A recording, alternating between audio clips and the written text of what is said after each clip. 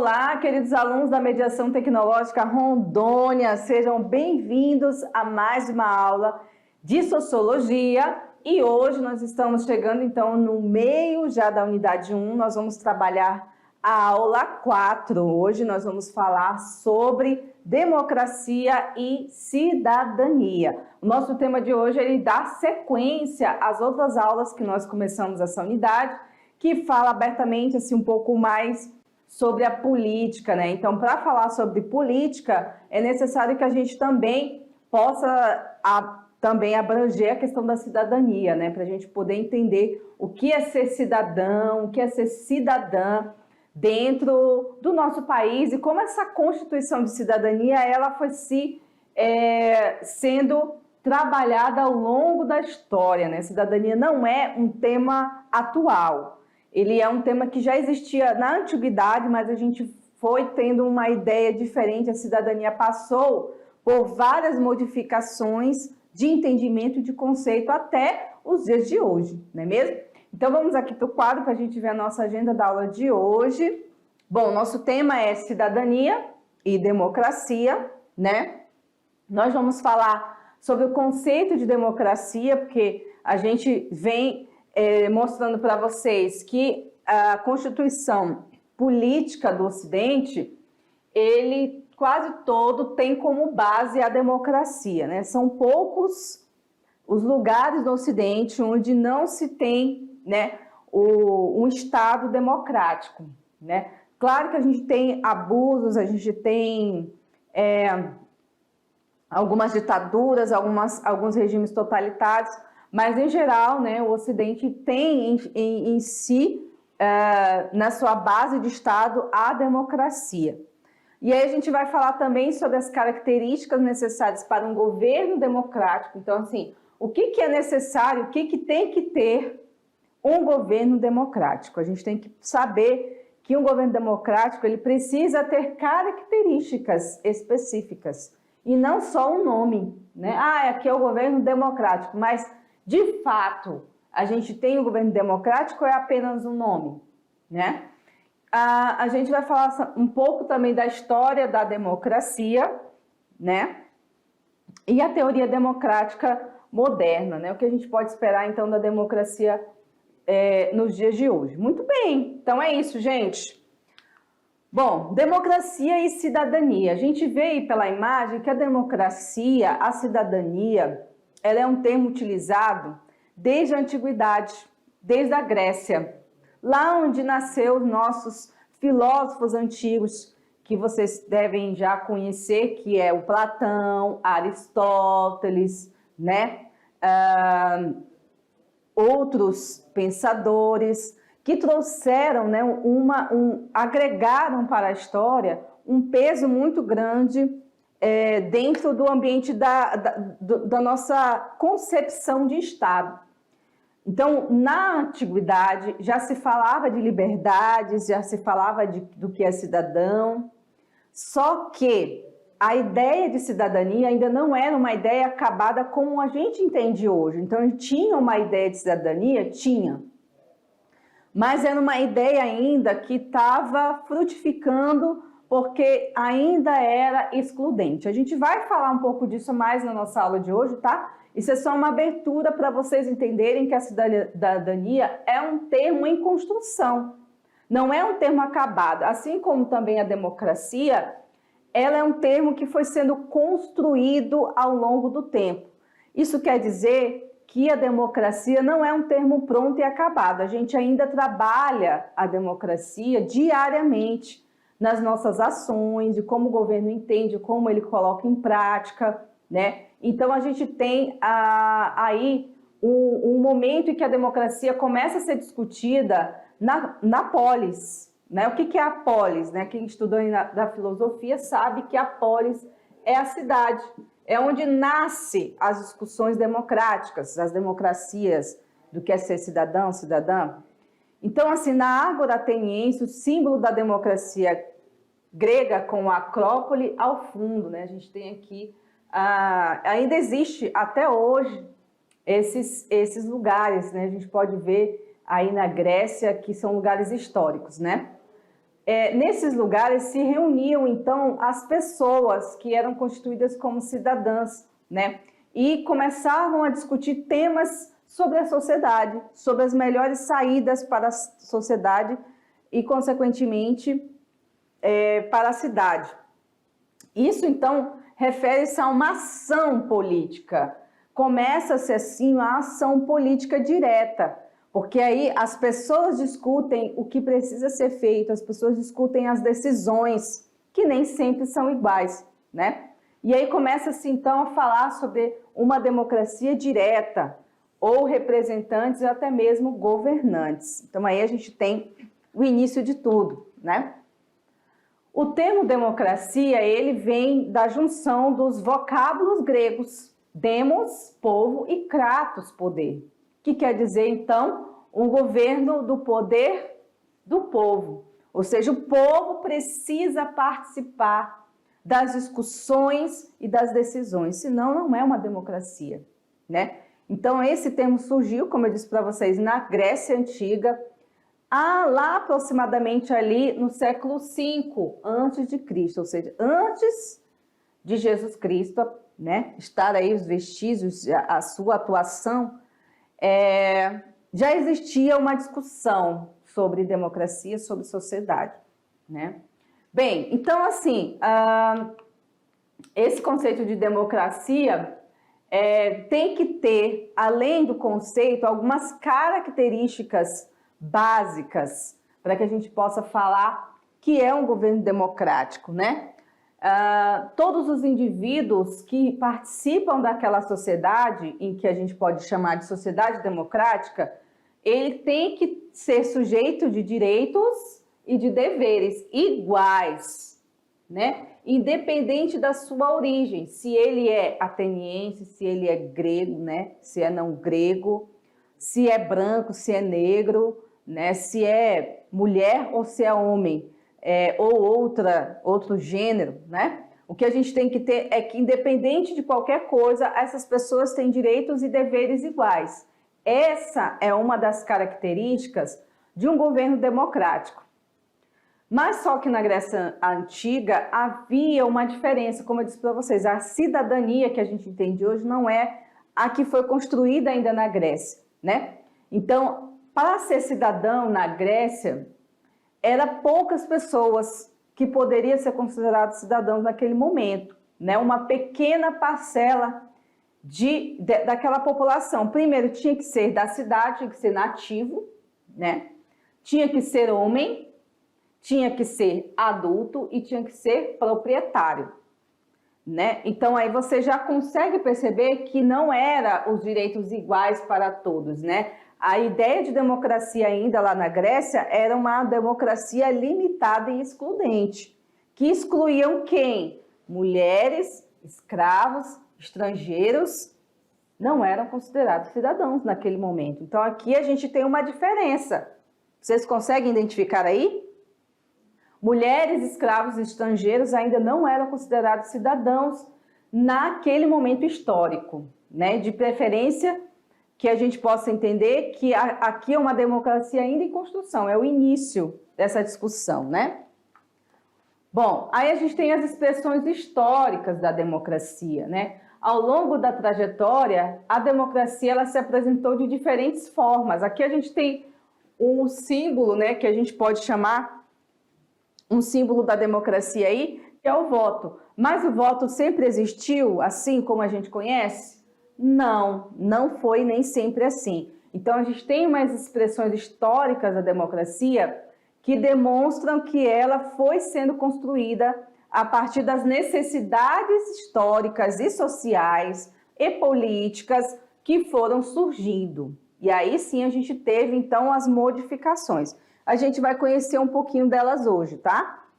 Bom, a democracia direta é uma das primeiras formas de democracia que surgiu no mundo, porque a gente ainda não tinha ainda essa ideia de representação política.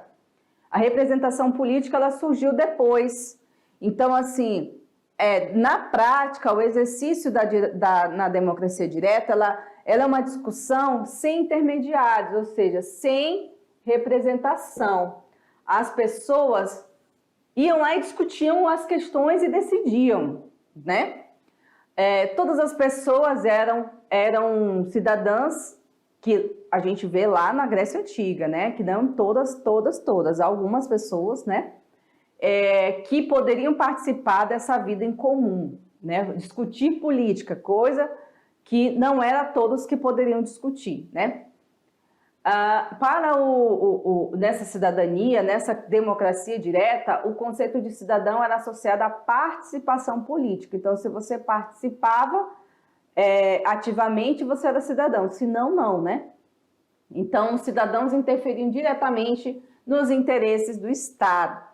Essa democracia direta é importante vocês pensarem também aqui comigo, que é a democracia onde a sociedade era muito pequena. A gente está falando de um momento histórico específico da Europa, onde a população não era tão grande.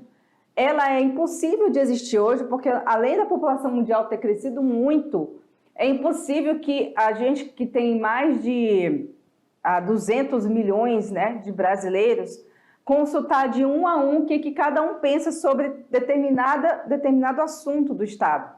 Você imagina como ia demorar para a gente poder tomar ações no Estado se a democracia fosse direta, se cada um fosse opinar, se cada um fosse decidir. Infelizmente, a gente não pode exercer mais a democracia direta com essa configuração de mundo que a gente tem, porque as pessoas, né, enfim, vivem as suas vidas e não vai ter tempo de ficar parando para decidir sobre cada assunto, né? Para onde vai o recurso tal, da educação, fulano não sei o quê, a pauta do armamento, do aborto, e se for alguns assuntos, sim, realmente são necessários a aplicação de uma consulta popular. Eu acredito que sim, mas não todas. Todas não, é impossível, ainda mais no cenário de uma população tão grande como já existe no mundo atualmente, né? Então, aqui voltando para o quadro, a gente tem a democracia direta, que vocês já perceberam aí como é que funciona, e a gente tem a representativa. Já essa cabe mais para a nossa realidade, né? É um modelo de democracia que tem em si a representação política, ou seja, eu vou lá e eu vou votar e eleger pessoas que irão me representar dentro de determinada situação. Então, assim, essas deliberações coletivas, elas acontecem indiretamente, né? As pessoas que foram eleitas que vão nos representar e votar, e aí decidir. Então, essas pessoas são os que a gente chama de políticos. São os políticos que decidem sobre vários assuntos. E esses políticos são quem exatamente? Pessoas que nós elegemos, né? São os políticos. E a gente, às vezes, quer descolar o político da sociedade, como se ele fosse um ente. Não, gente, o político é uma pessoa comum como nós, só que nós fomos lá e colocamos ele na representação política.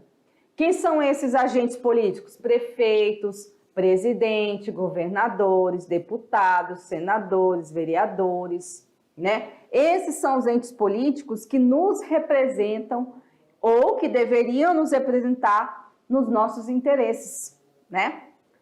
Bom, então, nesse sentido, a participação política, ela é indireta, nossa, você, que votamos, nossa participação é indireta, porque a gente vai votar, né?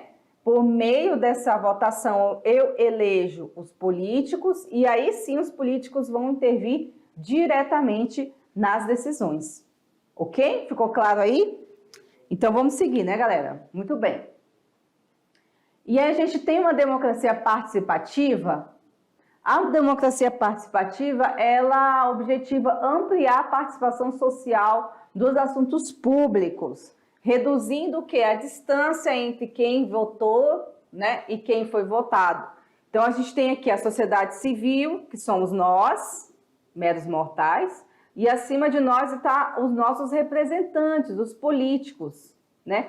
E aí, o que a gente percebe? Que é uma relação tão distante, que a gente não consegue nem chegar no gabinete dessas pessoas. Então, a participação, a democracia participativa, ela é ela é uma forma de aproximar, que a gente também possa ser ouvido, até porque fomos nós que colocamos eles lá. Então, a gente também merece ser ouvido, né? Então, a democracia participativa, ela surgiu como uma forma de superar as deficiências, né, do sistema representativo. Em muitos casos, infelizmente, ela se mostrou incapaz de garantir os interesses da maioria da população. Ainda assim, com a democracia participativa, a gente ainda não tem uma efetividade dessa vontade popular, né? A base dessa democracia é a articulação dos grupos sociais em rede, né? Que por meio de reuniões discutem e votam propostas de ações governamentais. Qual é hoje a participação democrática mais comum que a gente consegue perceber? São a participação dos movimentos sociais. Os movimentos sociais, eles constituem, a gente vai falar um pouco deles mais à frente, eles constituem uma forma de participação mais direta na democracia, ou seja, eu tenho pautas, meu movimento tem pautas, e aí eu vou apresentar essas pautas para os agentes políticos, cobrando deles ações que possam atender a esses interesses, como, por exemplo, o movimento de mulheres, né? Cobrando do governo políticas públicas que possam atender às necessidades das mulheres. Nós temos o movimento negro, nós temos o movimento dos atingidos por barragens, a gente tem o movimento indígena. Então, todos esses grupos, eles são representações da democracia que ajudam a aproximar, pelo menos um pouco, os interesses da população para os agentes públicos sensibilizarem em relação a isso. Porque, às vezes, o que acontece muitas vezes é que esses agentes públicos, esses políticos, quando chegam lá em cima, parece que eles esquecem que eles vieram lá de baixo, que eles vieram da sociedade civil e representam a vontade da população. Então, às vezes, eles chegam lá em cima e começam a votar coisas que são de interesses totalmente contrários às necessidades das pessoas. É como se fosse uma insensibilidade, né, às necessidades que a população tem e que ele veio ali para representar. Ele não está ali para representar interesses próprios, ou interesses da sua religião, ou interesses do seu grupo. Ele está ali para representar os interesses da população, da nação, né? Então, por isso, a democracia participativa ela é muito importante. Bom, e aí, passando aqui mais adiante, a gente tem a continuação dessa questão da democracia e a gente vai um pouco para a teoria agora. Como começou essa teoria da democracia moderna, né? Quando que começou essa discussão mais assim aprofundada da democracia? Aqui no qual a gente vê que dentro do ambiente democrático, né, a gente tem várias correntes, tá? Uma coisa que é importante a gente pensar é que não existe um pensamento único quando a gente fala de política, tá? Anotem isso e botem isso na cabeça de vocês. Não existe unanimidade de pensamento quando nós falamos na questão de política, de democracia, quando nós falamos de liberdade, de direitos humanos. Claro, existem algumas premissas e valores universais, padrões éticos, claro, mas assim, em relação a algumas maneiras de colocar isso em prática, formas, metodologias, o ambiente político não é unânime. Por isso que você vai ver movimentos de direita, de esquerda, de centro, discordâncias, conflitos, porque faz parte exatamente desse tipo de assunto, né? Política não é um assunto para quem tem um estômago fraco, né? Política é um assunto para quem tem que ter estômago, tem que ter fígado, para você entrar nas discussões, né? Não levar para o lado pessoal, não sair atacando as pessoas, porque exatamente precisa lidar com a discordância, tem que saber lidar com isso, né? Então aqui, a concepção da democracia ela foi evoluindo, você pode ver aí no quadro, que esses princípios eles assumem um perfil bastante diferente. Ao longo da história, os valores da Grécia Antiga de democracia eles foram mudando, eles foram deixando de ser aqueles que a gente viu lá, que é só homens, brancos, gregos, enfim. A democracia na verdade, quando ela foi se desenvolvendo na Europa, ela passou também a mudar o conceito de igualdade, ou seja, achar que seria só uma questão de ser igual, né? Mas primar principalmente pelo conceito de liberdade. Não que a igualdade não tenha sido importante para a democracia. Sim, mas o conceito de liberdade, ele é o primeiro, ele é o mais importante valor que uma democracia pode ter. Liberdade para vir, liberdade para discordar, liberdade para ser o que quer ser. Esse é um conceito primordial e nós vamos trabalhar ele mais profundamente na aula sobre direitos humanos, tá? A gente vai falar muito sobre o conceito de liberdade, tá? Então, esses conceitos, eles surgiram a partir da ideia, né, que se construiu na Idade Moderna do individualismo e do liberalismo político. Aí a gente teve, então, essas mudanças, né? E aí, a gente tem que refletir. O que a gente precisa refletir sobre isso? É que as ideias que foram surgindo na modernidade com o liberalismo, também foram surgindo os paradigmas, né? Que são impasses e conflitos e mudanças de pensamento que de vez em quando aparecem na sociedade. Então, toda a sociedade, quando está se passando por um processo de mudança, também vai surgindo novos paradigmas, né? E o principal dilema, o paradigma que estava começando a surgir ali, era a questão das liberdades, né, individuais versus, né, os valores coletivos. Então, até que ponto a liberdade individual ela era importante e a liberdade e os valores coletivos também eram importantes, né? Então, aí, nesse sentido, o liberalismo ia entrando cada vez mais na sociedade, né? Principalmente com a discussão do direito à propriedade material, né? E o direito a se defender judicialmente, né? Então, assim, um desses valores que é muito, como é que eu posso dizer? Que é muito trabalhado na área do direito é a presunção de inocência. Você sabe o que é presunção de inocência?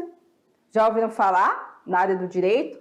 A presunção de inocência é que qualquer situação, qualquer delito, crime, por mais que você tenha lá um flagrante, você tem direito a se defender. Você tem direito a um advogado, você tem direito a poder defender a sua inocência. Então, a presunção de inocência é isso. Então, até que se prove o contrário, você é inocente. Você vai lá, constitui um advogado e vai brigar pela sua inocência. Então, esses valores que tinham do liberalismo, eles também estão presentes no direito que nós conhecemos, no nosso direito brasileiro também. Então, qualquer cidadão cometia um delito, né, você não é culpado logo de imediato, né? Você é inocente, aí você vai passar por todo um processo, e aí lá no julgamento vão decidir se você é inocente ou se você é culpado, né? Aí a justiça vai decidir se você vai permanecer, se você vai aguardar o julgamento preso, se você vai aguardar o julgamento em liberdade, e isso aí vai depender de uma série de questões, tá? Então, aqui voltando para o nosso quadro, até hoje, grande parte do debate político sobre a democracia está ancorada na defesa ou na crítica dos ideais liberais. O liberalismo ele foi tão forte, que até hoje a gente ainda discute os ideais do liberalismo, né? Então, se as pessoas têm realmente o individualismo, ele foi bom ou ruim, até que ponto ele foi bom, até que ponto ele foi ruim, quais foram as consequências que eles deixaram na sociedade, né? Então, a gente tem esses dilemas ainda sendo discutidos. Aqui a gente tem os 3 nomes mais tops, né? Falando aqui na linguagem de vocês, mais tops, o top 3 aí dos 3 pensadores que discutiram o pensamento político.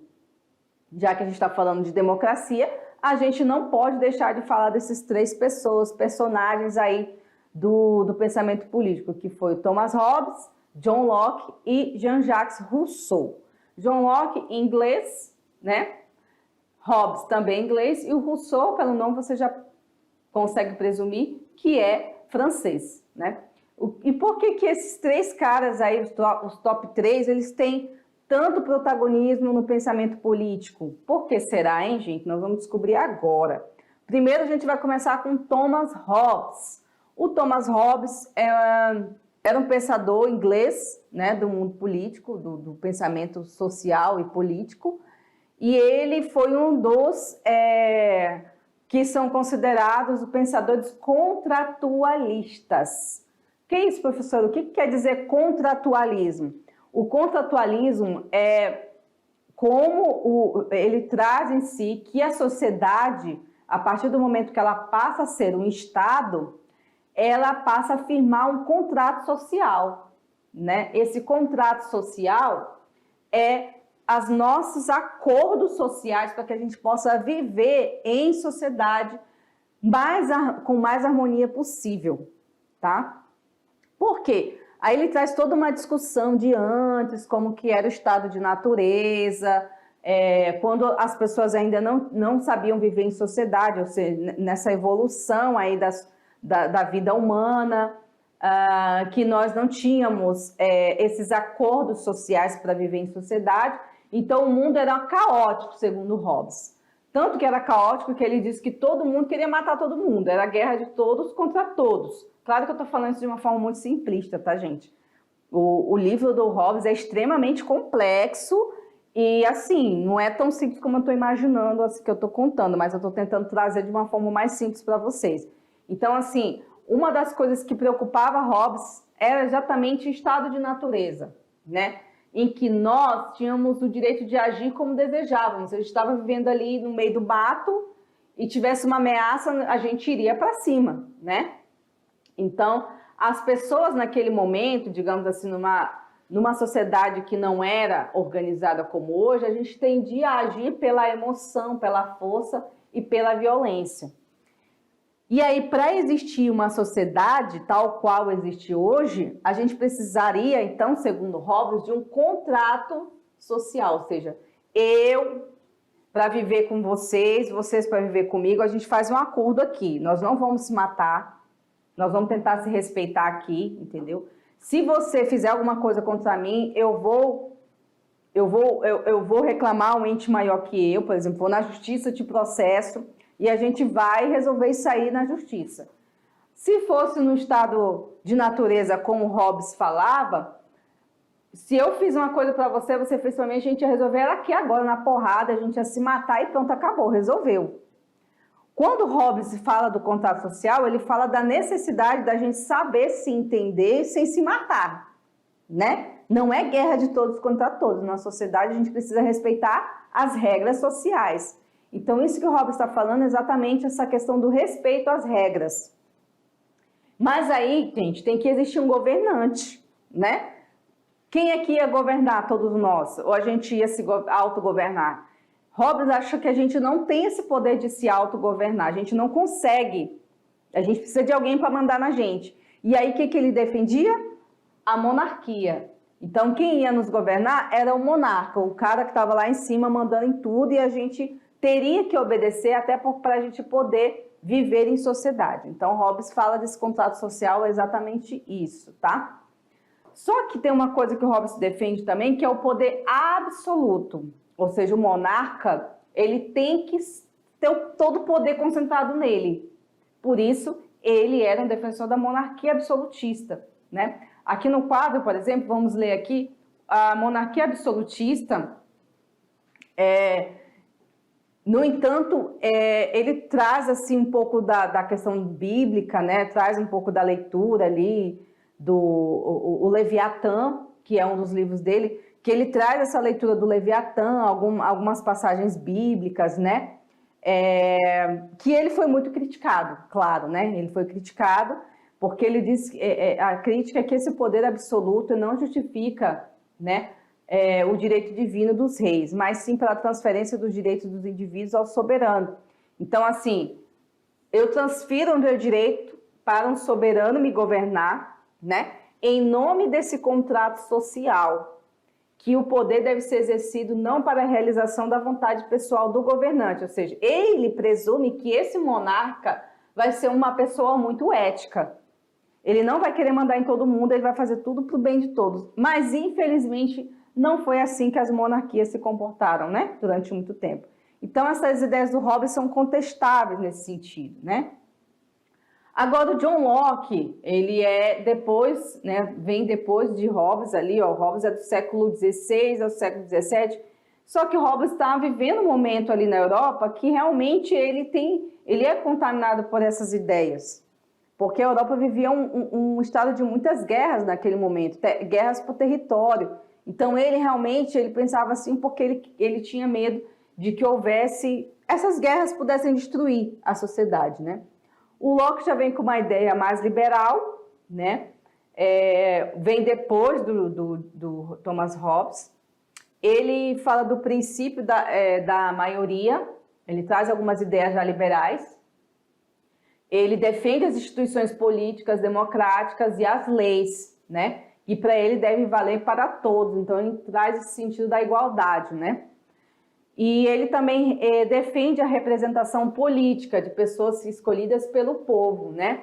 Que poderiam exercer papéis de legisladores que fossem legisladores de interesse da maioria. O regime político proposto por Locke, né, John Locke, é, portanto, uma democracia representativa. O Locke traz já uma ideia mais atual de democracia, tá? Ele é considerado também um contratualista, tá?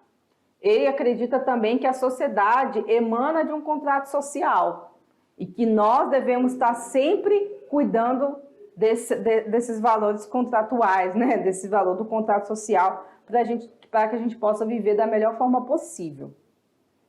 Já o Jean-Jacques Rousseau, ele vem já questionando uma questão mais social, tá? O Rousseau, ele é do século XVIII, final do século XVIII, né?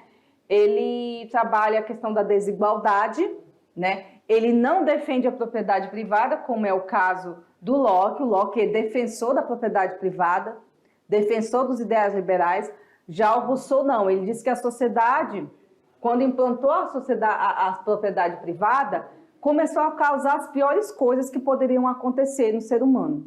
Tanto que tem uma frase célebre dele, né? Que diz que o homem nasce bom, é a sociedade que o corrompe, né? Ele acredita que as pessoas não são ruins de natureza, mas esse convívio da sociedade, essas questões mal resolvidas da sociedade é que transformam o ser humano em uma pessoa ruim. O autor também afirma que a democracia só pode existir se for diretamente exercida pelos cidadãos.